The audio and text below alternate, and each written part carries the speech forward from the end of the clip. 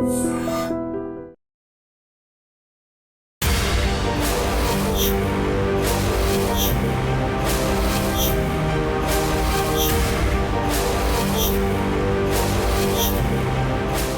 To I dream.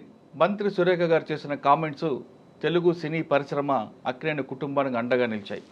ఆమె కామెంట్ల పట్ల బగ్గుమన్న తెలుగు సినీ పరిశ్రమ ఇకపై ఇటువంటి కామెంట్లు చేయడం చాలా దురదృష్టకరం అంటూ స్టేట్మెంట్ ఇచ్చాయి.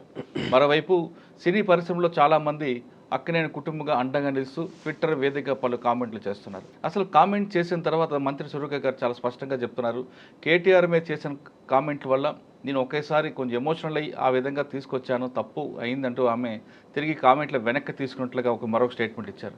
కానీ ఒక వ్యక్తిని కించపరిచి తర్వాత క్షమాపణ చెప్పడం ఎంతవరకు కరెక్టు, ఇటువంటి కేసుల్లో ఏ విధంగా ముందుకు వెళ్ళాలి అనే విషయం అంతా మాట్లాడడానికి హైకోర్టు అడ్వకేట్ చింతల శ్రీకాంత్ గారు ఉన్నారు. ఆయన అడిగి ఇందులో చాలా క్లారిటీగా ఒక వ్యక్తిని డిఫెమ్ చేసినప్పుడు పరువు నష్టం కేసు వేయచ్చా లేదా క్రిమినల్ కేసు వేయచ్చా అనే విషయాన్ని నేను అడుగుదాం. ఒకసారి శ్రీకాంత్ గారితో మాట్లాడే ముందు సినిమా పరిశ్రమ అంతా కూడా అక్కినేనికి అండగా ఏ విధంగా నిలిచాయి, ట్విట్టర్ వేదికగా ఎలా కామెంట్ చేసే ఒకసారి చూద్దాం.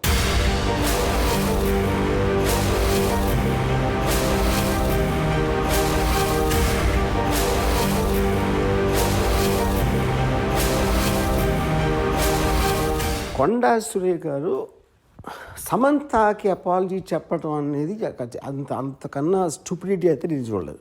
ఫస్ట్ ఆఫ్ ఆల్ సమంతని ఎక్కడ అవమానించారు?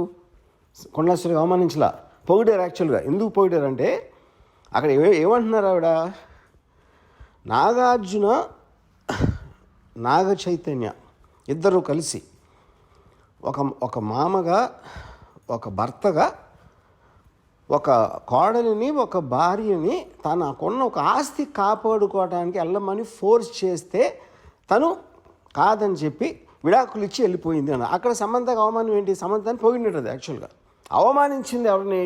అత్యంత జుగుప్సగా అవమానించింది నాగార్జున చైతన్యాన్ని. అసలు దాని టాపిక్ ఎత్తట్లా, దాని గురించి ఇంతవరకు మాట్లాడలేదు ఎవరు. సో ఇప్పుడు ఇలాంటిది చెప్పడం కన్నా అంటే అక్కినేని కుటుంబం అంతా ఉన్న హుందాతనం, వాళ్ళకున్న extraordinary reputation, most dignified and reputed, అది ఒకసారి పక్కన పెట్టి ఏ ఇంట్లో అయినా ఒక మామని భర్తని ఇలాంటి ఆరోపణ నేనైతే నా జీవితంలో ఏం లేదు ఇలాంటిది.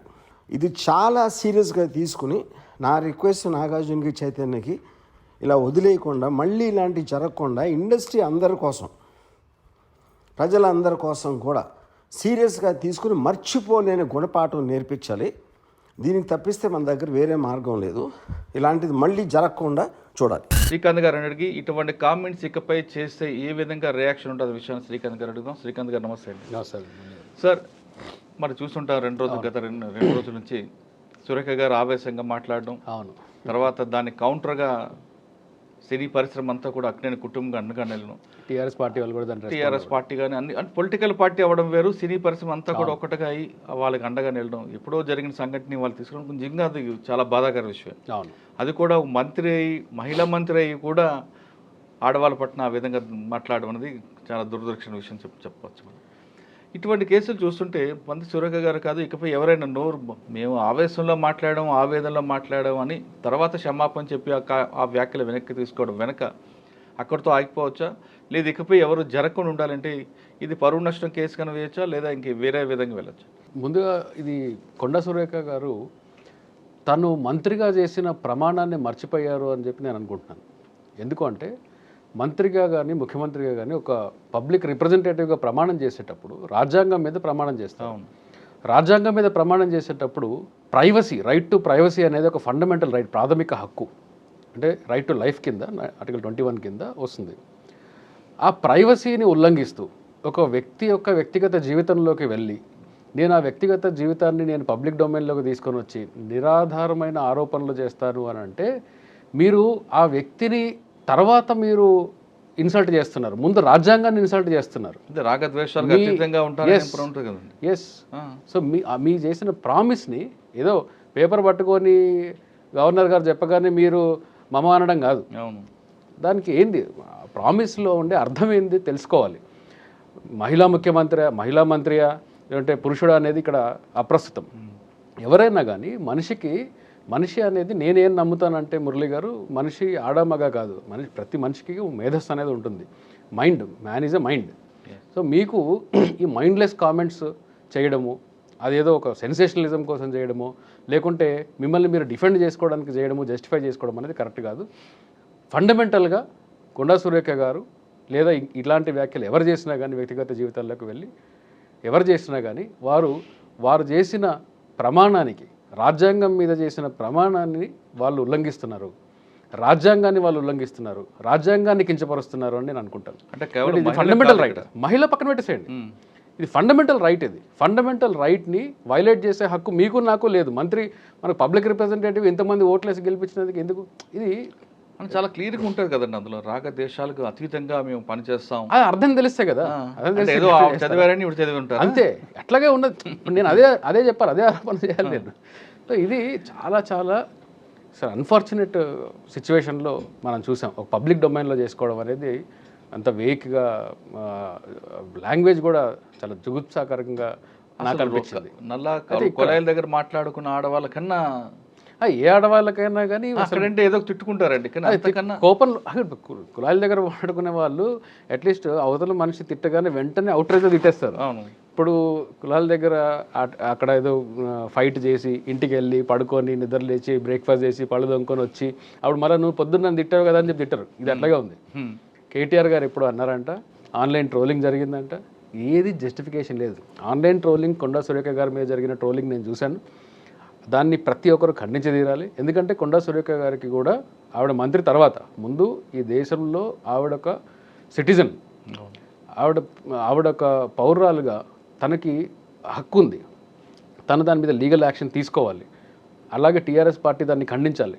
కేవలం మన హరీష్ రావు గారు తప్ప వేరే వాళ్ళు ఎవరు కూడా దాని మీద రెస్పాండ్ అయినట్టు నేను చూడలేదు.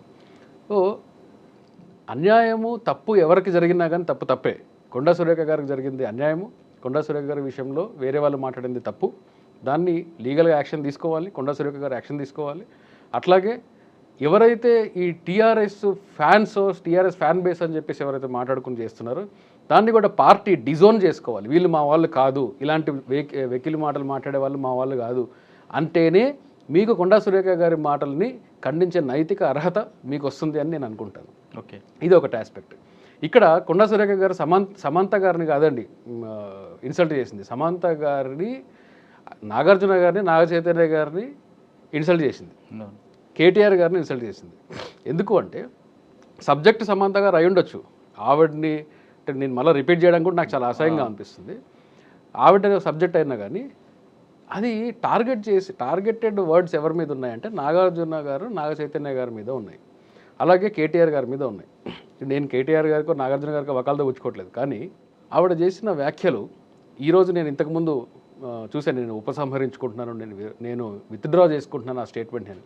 మీరు స్టేట్మెంట్ని విత్డ్రా చేసుకున్నారు, కానీ యూట్యూబ్లో జరిగిన చెత్త, ఆ ట్విట్టర్లో, ఇన్స్టాగ్రామ్లో జరిగిన రీల్స్, బయటకు వచ్చిన మీ వీడియోలు, ఇవన్నీ విత్డ్రా కావండి. అవన్నీ పబ్లిక్ డొమైన్లో అట్లాగే ఉంటాయి. అవన్నీ విత్డ్రా ఏందనుకుందామండి, కానీ ఆమెకి తగలాల్సిన మానసిక తగిలింది కదా. అబ్సల్యూట్లీ. వీళ్ళు సినీ పరిశ్రమలో ఉన్నారు అనేది ఒక అంశం. సాధారణ పౌరుడికి కూడా నన్ను మిమ్మల్ని అన్నా ఒకటే, సినీ పరిశ్రమలో ఉన్నవన్నా ఒకటే. కాకపోతే వాళ్ళు లైమ్ లైట్లో ఉంటారు కాబట్టి పబ్లిక్ డొమైన్లో పబ్లిక్ అటెన్షన్ అనేది ఉంటుంది కాబట్టి ఇప్పుడు దాన్ని ఎవరిని ఏమన్నా అన్నారు అంటే నా చుట్టూ ఉండే ఒక 10 మందికి తెలుస్తుంది, 100 మందికి తెలుస్తుంది. కానీ పబ్లిక్ డొమైన్లో ఉన్న సెలబ్రిటీస్ లైఫ్స్ ఏమవుతుందంటే పబ్లిక్ అటెన్షన్ అనేది వాళ్ళ మీద ఉంటుంది. కాబట్టి ఆ పబ్లిక్ అటెన్షన్ వల్ల డ్యామేజ్ అనేది చాలా ఎక్స్టెన్సివ్గా డ్యామేజ్ జరుగుతుంది. ఒక సాధారణ పౌరుడికి జరిగే డ్యామేజ్ కన్నా లైమ్ లైట్లో ఉండే వాళ్ళకి లైఫ్స్ని వీళ్ళు కానీ టచ్ చేస్తే దానిలో జరిగిన డ్యామేజ్ ఎక్కువ. నిజమా కాదా అనేది కాకుండా ప్రతి ఒక్కరికి కూడా కామన్గా వీళ్ళ లైఫ్స్ ఇంతేనేమో, రాజకీయ నాయకులు ఇంతేనేమో అనేది ఒక సమాజంలో ఇట్లాంటి ఒక ఒపీనియన్ని మీరు మంత్రి అయ్యి ఉండి అలాంటి ఒక ఒపీనియన్ని మీరు క్రియేట్ చేయడం అనేది చాలా ప్రమాదకరం. ఆ సొసైటీ ఎలా తయారవుతుందనే ఆందోళన అలా కలిగింది. సార్ సాధారణంగా సినిమా వాళ్ళండగానే ఎందుకంటే అంత చిన్న చూపు, వాళ్ళు మనుషులే, వాళ్ళు ఆ షోకేస్లో బొమ్మలు అంటారండి. వాళ్ళకున్న కష్టాలు వాళ్ళకుంటే వాళ్ళు బయటకు చెప్పుకోలేరు. అంటే గ్లామర్ ఇండస్ట్రీలో ప్రపంచవ్యాప్తంగా కూడా గ్లామర్ ఇండస్ట్రీ మీద వాళ్ళు మనలాంటి మనుషులే కదండి. రాయి వేసినప్పుడు వాళ్ళకి మనసు ఉంటుంది, వాళ్ళకి బంధువులు ఉంటారు, వాళ్ళకి కుటుంబం ఉంటుంది. అవును, అబ్సల్యూట్లీ. సినీ పరిశ్రమ అయినా ఏ ఇండస్ట్రీ అయినా కానీ మనుషులే, వాళ్ళు మీరు ఎమోషన్స్ అన్నట్లుగా సామాన్యుడికి అన్నారు ఇప్పుడు పక్కింటి వాడికి మాట్లాడతాడు కొంతమందికి అక్కడ తెలుస్తుంది, తెలుస్తుంది. వాళ్ళు లైమ్ లైట్ లో ఉంటారు కాబట్టి చాలా తప్పు. కానీ మొత్తం ప్రపంచం తెలుస్తుంది, ఇంకా సామాన్యుడు కూడా వాళ్ళ గురించి మాట్లాడే అవకాశం కల్పించట్టు సొసైటీలో ఒక మానసికత తయారవుతుంది అలా, ఇంతే కావాలా అంతే వీళ్ళు ఇంతే కావాలా అని చెప్పేసి ఒక ఒపీనియన్ తయారవుతుంది. ఇప్పుడు మీరు ఇండస్ట్రీతో ప్రత్యక్షంగాను పరోక్షంగాను మీకు కొత్త తెలుసు కాబట్టి ఇది తప్పు అని ఒక విజ్ఞత మీకు ఉంటుంది. ఇప్పుడు కామన్ మ్యాన్ ఎక్కడో ఏదో విలేజ్లో ఉంటాడు, ఈ వీడియో ఒకటే చూస్తాడు, వీడియో చూడగానే అతనికి వచ్చే ఒపీనియన్ ఏంటి? జనరల్ సినిమా వాళ్ళంతా ఇంతే. దానివల్ల ఏమవుతుంది అంటే ఆ అమ్మాయి ఒక కాదు, మొత్తం టోటల్ పరిశ్రమకి ఎఫెక్ట్ అవుతుంది కదా. Yes exactly. దానివల్ల ఏమవుతుందంటే రేపు ఎవరన్నా ఒక ఇండస్ట్రీకి వెళ్ళాలి అనుకుంటే, రేపు లాయర్ ఇండస్ట్రీ మీద అనొచ్చు అండి ఎవరన్నా, సినిమా ఇండస్ట్రీ అన్నారు, రేపు లీగల్ ఫెటర్నిటీని ఎవరన్నా అనొచ్చు, రేపు మెడికల్ ఫెటర్నిటీని ఎవరన్నా అనొచ్చు. అలాగే అన్నప్పుడు ఏమవుద్దంటే వారి ఇంట్లో ఉండే మహిళల్ని బయటికి వెళ్ళనివ్వకుండా అడ్డుకునే ప్రయత్నాలు చేస్తారు. ఈ ఇండస్ట్రీ ఇలా ఉందంట, నువ్వు కూడా ఇలా అయిపోతావేమో అని చెప్పి ఒక డెవలప్మెంట్ని మనం అడుగుతాం.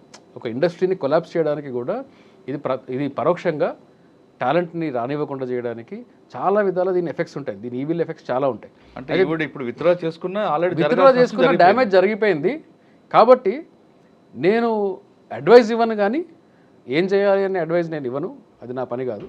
కానీ ఒక వ్యక్తికి తనని ఎవరైనా డిఫేమ్ చేసినప్పుడు ఖచ్చితంగా ఒక క్రిమినల్ డిఫేమేషన్ కేసు వేసి, అలాగే సివిల్ డ్యామేజెస్ కూడా, భారీ సివిల్ డ్యామేజెస్ కూడా వాళ్ళకి స్థాయి ఉంది కాబట్టి భారీ సివిల్ డ్యామేజెస్ని కూడా క్లెయిమ్ చేస్తే, ఒకసారి శిక్ష పడితే అప్పుడు ఇంకోసారి మాట్లాడడానికి పబ్లిక్ డొమైన్లో ఎలా మాట్లాడాలి, పబ్లిక్ డొమైన్లో మేము మాట్లాడే ముందు వెనకాల ఎలా ఆలోచించుకోవాలనేది ప్రతి ఒక్కరు కూడా ఆలోచించుకుంటారు.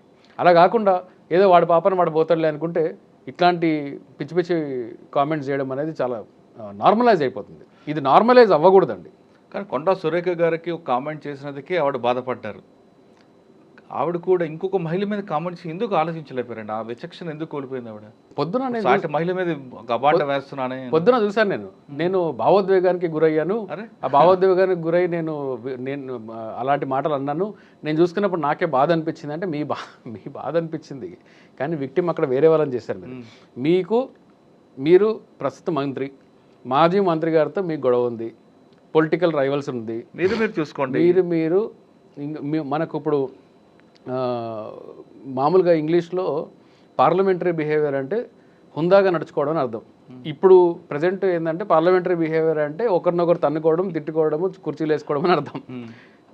మీరు తన్నుకోండి, తిట్టుకోండి, పబ్లిక్ ఎంటర్టైన్మెంట్ బాగా ఇస్తున్నారు, కానీ మీ ఇద్దరికీ సంబంధం లేని మూడో వ్యక్తిని లాక్కొని వచ్చి వాళ్ళ లైఫ్లో ఇప్పుడు ఎవరెవరిని అన్నారు? సమంత గారిని అన్నారు, నాగార్జున గారిని అన్నారు, తర్వాత నాగ చైతన్య గారిని అన్నారు, రకుల్ ప్రీత్ సింగ్ని అన్నారు, తర్వాత కేటీఆర్ గారిని అన్నారు, ఇంకా చాలా మంది అంటూ చాలా మంది అని చెప్పేసి అనుకుంటున్నారు. చాలా మంది అంటే నేను ఎవరిని ఊహించుకోవాలి? ఇప్పుడు కాసేపు పక్కన పెడదాం, వీళ్ళందరూ కూడా ఖండించారుగా మీరు అన్న తప్పని. కేటీఆర్ మీద మీరు ఆరోపణ చేశారు, ఎవరు దాన్ని సర్టిఫై చేయాలి?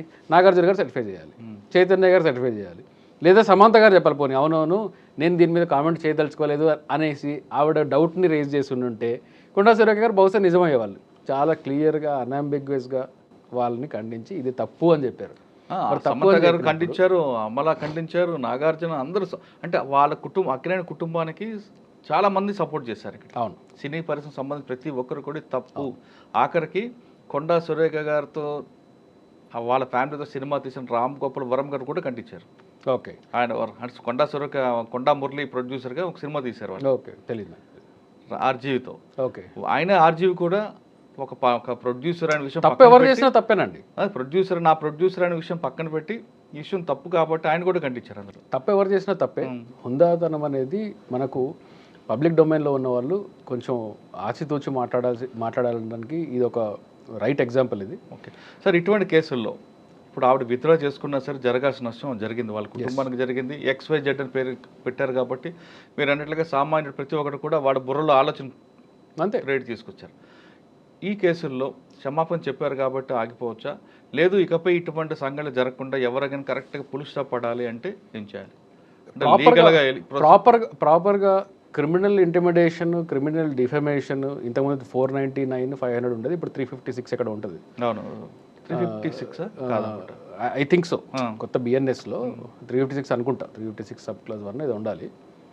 499, 500 క్రిమినల్ ఇంటిమిడేషన్ ఈ చట్టాల కింద, అట్లాగే సివిల్ డ్యామేజెస్ని కూడా క్లెయిమ్ చేస్తూ, ఎందుకంటే ఆల్రెడీ డ్యామేజ్ జరిగిపోయింది కాబట్టి క్లెయిమ్ చేస్తూ ప్రాపర్ లీగల్ స్ట్రాంగ్ యాక్షన్ తీసుకుంటే ఇంకొకసారి ఇలాంటివి జరగకుండా ఉంటాయి. అంటే ఇప్పుడు సమంతగా అక్కినేని ఫ్యామిలీ వాళ్ళ మీద డిఫర్మేషన్ వేశారు అనుకుంటే సివిల్ సూట్ ఎంత పరువు నష్టం జరిగింది వేయచ్చు అంటే వాళ్ళకి అంటే అది అసెస్ చేసుకోవాలండి. అది వాళ్ళు అసెస్ చేసుకోవాలి, ఎంత క్లెయిమ్ చేస్తారు, ఎంత డ్యామేజ్ జరిగింది. ఓకే, అటువంటి కేసుల్లో ఒకవేళ వేయాలనుకోండి 1% కోర్టు ఫీజు కట్టాలంట, నిజమైనది? కోర్ట్ ఫీజ్ యాక్ట్ నాకు అంత ఐడియా లేదండి. సివిల్ డిఫమేషన్ వేసినప్పుడు కోర్ట్ ఫీజ్ యాక్ట్ ప్రకారం ఉంటుంది. మోస్ట్ లైక్లీ అంతే ఉండొచ్చు, మోర్ ఆర్ లెస్ 1.5 వరకు ఉండొచ్చు. అంటే నాకు కోటి రూపాయలు నష్టం అంతే. క్లెయిమ్ ఎంతైతే అడుగుతామో ఆ క్లెయిమ్ అడిగిన దాంట్లో మీకు ఆల్మోస్ట్ 1 to 2% మధ్యలో ఉంటుంది. ఓకే, ఆల్రెడీ విత్డ్రా చేసుకున్నాను కాబట్టి విత్డ్రా చేసుకున్నా కానీ నేను అదే చెప్తున్నా, సాధారణంగా ఇప్పుడు కంటెంప్ట్ కేసెస్లో కూడా కోర్టు ముందు ఒక కంటెంప్ట్ కేసు వచ్చింది అనుకోండి, జడ్జి గారు ఆర్డర్ని కంటెంప్ట్ చేసే మీరు వైలేట్ చేశారు కాబట్టి సివిల్ కంటెంప్ట్, క్రిమినల్ కంటెంప్ట్ ఉంటాయి. చేసినప్పుడు వాళ్ళు మామూలుగా క్షమాపణ చెప్పి మనం చూసాం, మన ప్రశాంత్ భూషణ్ గారి దీనిలో చూసాము. తర్వాత ఆవిడ పేరేంటి, రైటర్ అరుంధతి రాయ్ గారి దాంట్లో చూసాము. 1 రూపీ ఫైన్ వేయడము, 1 డే పెట్టడము, క్షమాపణ చెప్పమని అడగడము, ఇలాంటివి చూసాం మనం. క్షమాపణ చెప్తే మామూలుగా విత్డ్రా చేసేసుకుంటే అది అక్కడితో అయిపోయింది అని అనుకోవచ్చు. కానీ డ్యామేజ్ అనేది ఇప్పుడు మనము సోషల్ మీడియా దీనిలో ఉన్నాం. ఒక్కరోజు కొన్ని లక్షల మంది ఒకటే రోజు ఆ వీడియోని చూశారు. డ్యామేజ్ అనేది ఆల్రెడీ జరిగిపోయింది. డ్యామేజ్ని విత్డ్రా చేసుకున్నంత మాత్రాన అక్కడ కాంపెన్సేషన్ రాలా. విత్డ్రావల్ అనేది ఓకే, మీకు క్రిమినల్ కేసెస్ నుంచి మిమ్మల్ని కాపాడొచ్చేమో, మీ ఇంటెన్షన్ అది కాదని చెప్పి సబ్సిక్వెంట్గా చూస్తున్నారు కాబట్టి. కానీ సివిల్ డ్యామేజెస్లో మాత్రం ఖచ్చితంగా వాళ్ళు భారీ సివిల్ డ్యామేజెస్ని క్లెయిమ్ చేయొచ్చు. సార్, ఇప్పుడు ఇక్కడ సమంత సెపరేట్ అయ్యారు, అక్కినేని ఫ్యామిలీ సెపరేట్ ఉన్నారు. ఆ అమ్మాయికి ఇప్పటికే డైవర్స్ అయిందని నాకు ఒక మానసిక క్షోభకు ఉంది. ఎంత చెప్పుకున్నా కాదన్నా ఆమెకైతే బాగా నష్టం జరిగింది. అంటే మనం అట్లా అనలేమండి మురళి గారు, సందర్భం వచ్చింది కాబట్టి నేను ఒకటి చెప్తాను. డైవర్స్ అయింది కాబట్టి మానసిక క్షోభ ఉంది అంటే, మానసిక క్షోభ ఉంది కాబట్టి డైవర్స్ అయిందేమో అయిండొచ్చు. అది అంటే అది ఓకే, ఒప్పుకుంటా. కానీ ఎంత జరిగినా ఆమెకైతే చిన్న ఇబ్బంది ఉంటుంది కదండి. ఎవరికైనా ఉంటుందండి డైవర్స్, ఎవరికి కూడా బయటపడాలని, ఆ ఇష్యూ నుంచి బయటపడాలని చూసుకున్న క్రమంలో ఇది మళ్ళీ వచ్చి పడింది. అంటే మానుతున్న గాయాన్ని మరొకసారి ఆవిడ లేపినట్టుంది. ఇప్పుడు ఈ కేసులో ఆమె సెపరేట్ అయ్యారు కాబట్టి ఆమె ఒక కేసు, అక్కినేని ఫ్యామిలీ ఒక కేసు వేయచ్చా, ఇద్దరు కలిపి వేయచ్చు? ఈ కేసులో ఇన్వాల్వ్ అయిన మేజర్లు అందరూ కలిసి ఒక్కొక్క కేసు వేసుకోవచ్చు ఇండిపెండెంట్గా. అంటే నాగార్జున గారు ఒకటి వేయచ్చు, సమంత గారు ఒకటి వేయచ్చు, లీగల్గా వేయచ్చు, రకుల్ ప్రీత్ సింగ్ వేయచ్చు, నాగార్జున గారు వేయచ్చు, సమంత గారు వేయచ్చు, నాగ చైతన్య గారు వేయచ్చు, కేటీఆర్ గారు వేయచ్చు. ఈ పేర్లు మాత్రం నాకు గుర్తున్నాయి కాబట్టి చెప్తున్నాను. ఆవిడ నోటించే పేర్లు కాబట్టి వాళ్ళందరూ వేసుకోవచ్చు. అంతే. ఇంకా అదర్స్ అంత కాబట్టి మనకు తెలియదు. ఇక అదర్స్ అంటే ఇక మరి మోడీ అన్నందుకు రాహుల్ గాంధీ మీద సంబంధం లేని వాళ్ళు కేసులు వేశారు. జనరల్గా అయితే క్రిమినల్ లాలో ఏంటి అంటే డిఫమేషన్, ఎవరినైతే అంటామో వాళ్ళకి మాత్రమే వేసే హక్కు ఉంటుంది. కానీ రాహుల్ గాంధీ కేసులో ఒక ప్రెసిడెంట్ సెట్ అయ్యింది కాబట్టి మమ్మల్ని అంటే మమ్మల్ని కలుపుకొని మరి వేస్తారేమో వేయండి. కానీ ఇప్పటికైతే 5 రెడీగా వేయచ్చు, రెడీగా వేసుకోవచ్చు. అంటే ఎవరి కెపాసిటీ బట్టి వాళ్ళు వేసుకోవచ్చు. సరే, 2 వేయచ్చు, సివిల్ డ్యామేజ్ వేయచ్చు, క్రిమినల్ కేసులు కొట్టచ్చు. క్రిమినల్ లేక వస్తుందండి ఇందులోని? క్రిమినల్ డిఫమేషన్ కదా, క్రిమినల్ డిఫమేషన్ ఈజ్ డిఫరెంట్. అందుకే దానికి ప్రాపర్ కన్విక్షన్ ఉంటుంది, జైలు శిక్ష ఉండొచ్చు. ఓకే సార్, మన ఈ కేసు పక్కన పెడతాం, సెలబ్రిటీ కేసు. సాధారణంగా ఇటువంటి చాలామంది తిట్టుకుంటుంటారు. అవును, ఇళ్ళ పక్కన కూర్చొని తిట్టుకుని ఉంటారు. అవును, వాళ్ళకి కూడా ఇటువంటి ఇబ్బంది పడుతుంటారు. అవును, అప్పుడు వాళ్ళు ఏం చేయాలంటే? వాళ్ళకు కూడా సేమ్ అండి. కానీ పోలీస్ స్టేషన్కి వెళ్ళారనుకోండి, ఇది కాగజ్బు నాన్న కాగజ్బు తీసుకొస్తారు. చట్టము అనేది నాగార్జున గారికి ఒకటే, మా ఇంటి పక్కన ఉండే ఆటో డ్రైవర్కి ఒకటే, ఎవరికైనా ఒకటే. డ్యామేజ్ అనేది, మానసిక క్షోభ అనేది ఎవరికైనా ఒకటే. నాగార్జున గారికి కోర్టులు ఉన్నాయి కాబట్టి ఆయనకి చాలా ఎక్కువ ఉంటుంది, నా దగ్గర ఏం లేదు కాబట్టి తక్కువ ఉంటుంది అలా కాదు. అంటే ఇక్కడ అంటుంది క్వశ్చన్ అది కాదు, ఎవరికైనా చట్టం ఒకటే. భారతదేశంలో పుట్టిన ప్రతి వ్యక్తికి కిందవాడి నుంచి పైవాడికి ఒకటే చట్టం, అందరికీ ఒకటి రూల్ ఆఫ్ లా ఒకటే ఉంటుంది. కానీ నాగార్జున గారి ఫ్యామిలీ డిఫర్మేషన్ వేస్తే ఒక సమయం ఉంటుంది.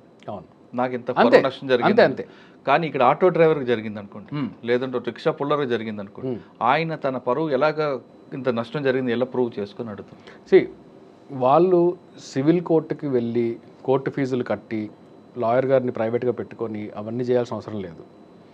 క్రిమినల్ కోర్టు పోలీస్ స్టేషన్కి వెళ్ళొచ్చు, లేదంటే ప్రైవేట్ కంప్లైంట్ వేసుకుంటే క్రిమినల్ కేసెస్లోనే ఈ డిఫమేషన్ అనేది. ఓకే, పొల్యూషన్కి వెళ్తే ఇది కాగజబుల్ నాన్ కాగజబుల్ అంటారు. తిట్టుకున్నారు కదా మాట్లాడుతాను కోర్టు. డిఫమేషన్ చేయాల్సిందే. కరెక్టే సార్, క్వశ్చన్ అది కాదు. నాగార్జున గారికి సంవత్సరానికి ఒక 10 కోట్ల ఆదాయం అనుకుంటా. అలా కాదండి, ఇప్పుడు పోలీస్ స్టేషన్కి వెళ్తే వాళ్ళు ఎఫ్ఐఆర్లు కట్టరు అనేది అది ఇట్స్ యూనివర్సల్ ప్రాబ్లం అయిపోయింది ఇండియాలో. గల్లీ దగ్గర నుంచి ఇప్పుడు మనం ఒక్కో సందర్భాల్లో ఎమ్మెల్యేలకి మంత్రులకి కూడా గతి లేదు. అవును. ఇక్కడ ఒక రిక్షా పుల్లర్కి అవమానం జరిగింది, ఆయన తనకి ఎంత పరువు నష్టం జరిగిందని ప్రూవ్ చేసుకోవాలి అంటున్నా. నాగార్జున గారి కంటే సంవత్సరానికి 100 కోట్ల ప్రాపర్టీ, నాకు 100 కోట్ల ఆస్తి. అప్పుడు ఏమవుతుందంటే మినిమం వేజెస్ యాక్ట్ కింద చేసుకోవాలా? అది అడుగుతున్నా. Okay, I didn't get your question. మామూలుగా ఏంటంటే ఇప్పుడు మీకు ఒక మంచి ల్యాండ్మార్క్ కేసు ఉంది, బాగా గుర్తు చేశారు. ఓకే, ఒక హస్బెండ్ ఏం చేశారంటే ఈ డిస్ప్యూట్లో నా దగ్గర డబ్బులు లేవు, నేను మెయింటెనెన్స్ కట్టను, నాకు అసలు జాబ్ లేదు అని చెప్పాడు. అది వీళ్ళు ఆ అమ్మాయి కూడా ప్రూవ్ చేసుకోలేకపోయింది కోర్టులో. ఇతను కూడా ఇతని ఎవిడెన్స్లో అఫిడవిట్లలో కూడా ఇన్కమ్ నిల్ అని చెప్పాడు. కానీ కోర్టు ఏమన్నదంటే నువ్వు ఇన్కమ్ ప్రూవ్ చేసుకోలేకపోయారు కాబట్టి ఇరుపక్షాలు మినిమం వేజెస్ యాక్ట్ కింద ఎంతైతే మినిమం వేజ్ ఉంటుందో ఆ వేజ్ బేసిస్ మీద క్యాల్కులేట్ చేసి మెయింటెనెన్స్ గ్రాంట్ చేసింది. సో సామాన్యుడు కూడా తనకి అంతే దినసరి వేతనం ఎంత ఉంటుందో అంతే దాని ప్రకారం వెళ్ళొచ్చు. అంతే. ఓకే, సో యావరేజ్గా యాక్ట్ ప్రకారం ఎంతైతే ఉంటుందో 13,000 ఎంత ఉంటుంది, సరిగ్గా నంబర్ నాకు ఇప్పుడు రీడ్ చేయలేదు కాబట్టి గుర్తులేదు. సో ఆ మినిమం వేజ్ యాక్ట్ కింద ఒక క్యాల్కులేషన్ చేసుకొని within non taxable amount limit ఎంతైతే ఉంటుందో ఆ లిమిట్స్లో కూడా వేసుకోవచ్చు. సార్ ఫైనల్గా చెప్పండి, ఇటువంటి కల్చర్కి పుల్ స్టాప్ పెట్టాలంటే ఏం చేయాలి? ప్రాపర్ స్ట్రాంగ్ లీగల్ యాక్షన్ తీసుకొని విత్డ్రావల్స్లో కాకుండా కేసు గెలిచినా ఓడిపోయినా అది అంతిమ దిశకు వచ్చినంత వరకు ఫైట్ చేసి ఆ జడ్జిమెంట్ ఏమైతే వస్తుందో ఆ జడ్జిమెంట్ని ఒక ప్రెసిడెంట్గా తయారు చేసి ఇదిగో ఇట్లా మీరు కానీ పర్సనల్ లైఫ్లోకి ఎంటర్ అయ్యి చేశారంటే మీకు జరగబోయే శిక్ష ఇది అని ఒక స్ట్రాంగ్ మెసేజ్ని కానీ ఇస్తే కొంతవరకు ఇది కంట్రోల్ అయ్యే ఛాన్స్ ఉంది. అంత మాత్రం మొత్తం ఏదో సమాజం మారిపోద్దని నేను చెప్పట్లేదు. ఇది భావోద్వేగాలు అనేది సర్వసాధారణం. భావోద్వేగాల్లో విఘ్నత కలిగి ఉండాలి. సో ఆ విఘ్నత కలిగి ఉండడానికి అది చాలా పెద్ద కాన్సెప్ట్, అది సోషల్ చేంజ్ తీసుకురావాలి అని. సో ఈ లీగల్ యాక్షన్స్ని ప్రాపర్గా తీసుకుంటే కోర్టు కూడా ఒక ఆపర్చునిటీ వచ్చినప్పుడు, ఇప్పుడు రాహుల్ గాంధీ కేసులో నా వ్యక్తిగతమైన ఒపీనియన్, మోడీ కామెంట్స్ చేసినప్పుడు ఇన్ఫ్యాక్ట్ ఈ పెట్టిన కేసులన్నీ కూడా తప్పే. అలాంటి కేసుల్లో కోర్టు వచ్చినప్పుడు తన ముందుకు వచ్చినప్పుడు ఇక్కడ పర్సనల్గా ఎవరిని టార్గెట్ చేయలేదు. ఇది నార్మలైజ్డ్ ఒక వర్డ్ యూజ్ చేశారు, ఆయన ఒక సర్నేమ్ని యూజ్ చేశారు, కానీ మిమ్మల్ని టార్గెట్ చేసింది కాదు కాబట్టి ఇది డిఫమేషన్ మెయింటైనబుల్ కాదు అని ఒక జడ్జిమెంట్ ఇచ్చిండుంటే అప్పుడు పబ్లిక్కి తెలిసి ఉండేది. ఓహో, అంటే మనం ఎంతవరకు మాట్లాడారు. రామ్ గోపాల్ వర్మ గారి పేరు ఇందాక మీరు చెప్పారు. ఎంతటి మేధావి అంటే ఆయన ట్వీట్స్, ఆయన వీడియోలు ఇవన్నీ చూస్తాను. ఎక్కడైనా లీగల్గా దొరుకుతాడేమో అనుకుంటే ఎక్కడ దొరకడు. ఒకే ఒక్క వీడియోలో దొరికాడు నాకు, ఒక్క సింగిల్ వీడియోలో దొరికాడు. అది ఎక్కడ అంటే నేను కూడా అంటే ఆయన చేసిన వేగ్గా గుర్తుంది. ఆయన ఏమన్నాడంటే మన స్వప్న గారితో అనుకుంటా ఐ డ్రీమ్లో ఇంటర్వ్యూ అనుకుంటా బహుశా. అయితే ఆయన ఏమన్నారంటే నేను కూడా ఎక్కడో లంబాడి జాతరలాగా తిరుగుతూ ఉండాలి అని అన్నాడు. ఆ ఒక్క స్లిప్ ఆఫ్ టంగ్ తప్ప ఇప్పుడు దాకా చూడలేదు. అంటే ఎంత తెలివిగా మాట్లాడతాడంటే ఎక్కడ కూడా క్రిమినల్ డిఫమేషన్లోకి వెళ్ళకుండా, ఇల్లీగల్ కామెంట్స్ చేయకుండా, తన పరిధిని తెలుసుకొని ప్రాపర్ స్ట్రిక్ట్లీ లీగల్గా మాట్లాడతాడు. అదే ఒకవేళ ఆయన చెప్పిన మాటలకే కొన్ని ఇల్లీగల్ మాటలను కానీ జోడిస్తే ఖచ్చితంగా కన్విక్షన్ పడిపోతాయి ఆయనకి. కానీ ఆయన అలా మాట్లాడు, దాంట్లో ఒక డిగ్నిటీ మెయింటైన్ చేస్తాడు. విచక్షణ ఉంది, 100% విచక్షణ ఉంది, డిగ్నిటీ మెయింటైన్ చేస్తాడు. సో అట్లాంటి డిగ్నిటీ మెయింటైన్ చేసుకుంటూ సోషల్ ఆర్డర్ని డిస్టర్బ్ చేయకుండా, ఎందుకంటే ఫండమెంటల్ రైట్స్ మీకు ఉన్నాయి, మీరు మాట్లాడచ్చు, మీ వ్యక్తిగత స్వేచ్ఛ ఉంది, కానీ దానికి ఒక రీజనబుల్ రిస్ట్రిక్షన్ ఉంది. కాబట్టి సోషల్ ఆర్డర్ని డిస్టర్బ్ చేయకుండా, ఒక సొసైటీలో రాంగ్ మెసేజ్లు ఇవ్వకుండా, ఎవరి వ్యక్తిగత లైఫ్స్లోకి మీరు ఎంటర్ అవ్వకుండా మీరు ఏ కామెంట్స్ అన్నా చేసుకోండి, తప్పలేదు. అంటే ఆర్జీవి గారు ఒక ఫార్ములా ఉందండి మీరు అన్నట్లుగా. ఏది మాట్లాడినా మాట్లాడతారు, అవతలకి స్ట్రిక్ట్లీ లీగల్గా మాట్లాడతారు ఆయన. ఆయన ఎక్కడ నోరు స్లిప్ కారు. అంటే ఆయన దగ్గర ఒక పాలసీ ఏంటంటే నోరు ఒకసారి స్లిప్ అయితే మనం ఆ మాట వెనక్కి తీసుకోలేవు అనేది బలంగా నమ్మే వ్యక్తి అనుకుంటాను. అయితే బహుశా అది ఆ ఫార్ములాలో ఆయన ఆ విషయం వరకు ఐ అడ్మైర్ హిమ్. చాలా బాగా ఫైనల్గా చెప్తున్నారు శ్రీకాంత్ గారు, ఖచ్చితంగా ఇటువంటి సంఘటనలు ఇకపై జరగకుండా ఉండాలంటే అక్కినేని కుటుంబం ఖచ్చితంగా పరువు నష్టం కేసు వేసి ఆ కేసు తెగే వరకు లాస్ట్ వరకు కూడా ఉంటేనే ఇటువంటి సంఘటనలు ఎక్కువ జరగకుండా ఉంటాయంటే చెప్తున్నారు. కేవలం అక్కినేని కుటుంబం కాదు, సామాన్యుడికి కూడా ఎటువంటి పరువు నష్టం జరిగితే కోర్టు మెట్లు ఎక్కండి, మీకు కూడా న్యాయం జరుగుతుందంటూ శ్రీకాంత్ గారు చెప్తున్నారు. ఇది కొండా సురేఖ గారి వ్యాఖ్యలపై శ్రీకాంత్ గారితో ఎక్స్క్లూజివ్ ఇంటర్వ్యూ. వచ్చే వారం మరో ఇష్యూలో మళ్ళీ కలుద్దాం. అంతవరకు నమస్తే. Thank you sir. Thank you. KTR గారు క్యారెక్టర్ గురించి, మరి వారి గతంలో వారు చేసినటువంటి కార్యక్రమాల గురించి, మహిళల మీద వారికి ఉన్నటువంటి మరి చులకన భావం గురించి మాట్లాడుతూ మరి ఆయన నన్ను రెచ్చగొట్టే విధంగా మాట్లాడినప్పుడు నేను భావోద్వేగానికి లోనై మరి కొన్ని ఆయన మీద నేను విమర్శలు చేయాల్సిన అవసరం వచ్చింది. ఆ సందర్భంలో నాకు ఇంకెవరి మీద కూడా వ్యక్తిగత ద్వేషం గాని మరి వ్యక్తిగత కోపం గాని లేదు. అనుకోని ఆ సందర్భంలో ఒక కుటుంబం మాట నేను తీయడం ఏదైతే ఉందో అది అనుకోకుండా నా నోటి నుంచి జరగడం జరిగింది. ఆ తర్వాత వారి ట్వీట్ చూసిన తర్వాత నేను కూడా చాలా బాధపడ్డాను. ఎందుకంటే ఏ విషయంలో నేనైతే బాధపడతా ఉన్నానో ఆ విషయంలో నేను ఇంకొకరిని నొప్పించాను అని తెలిసి రాత్రి వెంటనే మరి దాన్ని వెనక్కి తీసుకుంటూ నేను ట్వీట్ చేయడం జరిగింది. కాబట్టి నాకు జరిగిన అవమానం, నేను పడ్డ బాధ ఇంకొకరు పడకూడదు అనేటువంటి ఒక ఆలోచనతోటి నేను బేషరతుగా దాన్ని వెనక్కి తీసుకోవడం జరిగింది.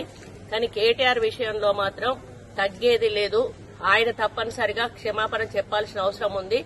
ఆయన చేసేదంతా చేసి ఈ రోజు నన్ను క్షమాపణ చెప్పాలి అని డిమాండ్ చేయడం ఏదైతే ఉందో మరి దొంగ అని తనే దొంగ అని అరిచినట్టుగా ఉంది. ఆ విషయంలో మాత్రం ఎట్టి పరిస్థితుల్లో కూడా వెనక్కి తగ్గేది లేదు.